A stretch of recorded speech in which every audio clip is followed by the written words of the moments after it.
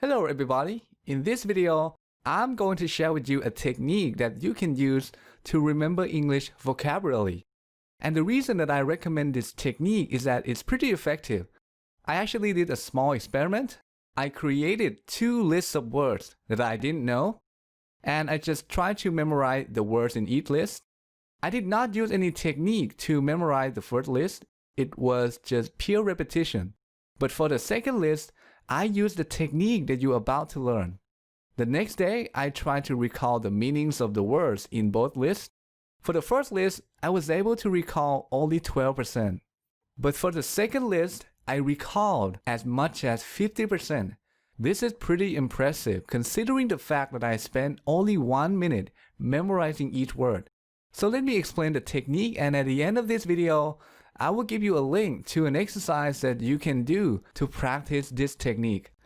So let's say we want to remember the word adroit, which means clever or skillful at something, really good at something. The first thing we need to do is to come up with another word that sounds similar to this word. And that word must refer to something that we can visualize, something that we can see in our mind. So for this word, the substitute word could be the word android, which means a robot, right? Adroit and android sound pretty close to each other. We could also use the phrase a drawing. That sounds similar as well.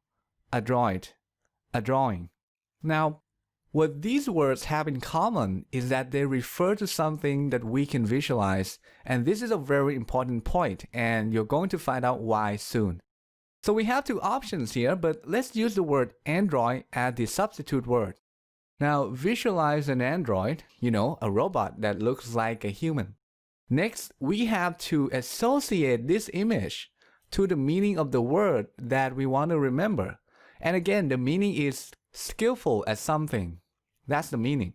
So perhaps we can imagine the android doing something that requires a lot of skill. Maybe you can imagine the android playing the guitar on stage. Maybe there's a competition going on and we can imagine other guitarists come up on stage and try to compete with the android. But everybody loses because the android is very good at playing the guitar. The android is adroit at playing the guitar. So what we're doing here is associate the pronunciation with the meaning through an image or a story. We're creating an association between them. So when you come across this word again, the pronunciation will remind you of the association and therefore the meaning of the word. Let's take a look at one more example. Suppose we want to memorize the word lambaste, which means to criticize someone or something harshly. For the first syllable, lamb, we can use lamp, the animal, or lamp, the thing that generates light, add the substitute word. Now for the second syllable, based, we can use bass, the musical instrument. And I also happen to have a friend named Bass, so personally I can use his name as the substitute word as well. But let's use lamb the animal and bass the musical instrument together. So we can imagine a lamb playing the bass, but unfortunately, the lamb is really terrible at playing the bass. So the bass gets angry and starts criticizing the lamb. The bass is lambasting the lamb. Okay, that's it. I hope you find this video useful. And I have an exercise for you if you want to practice this technique. Just click here to go to the exercise.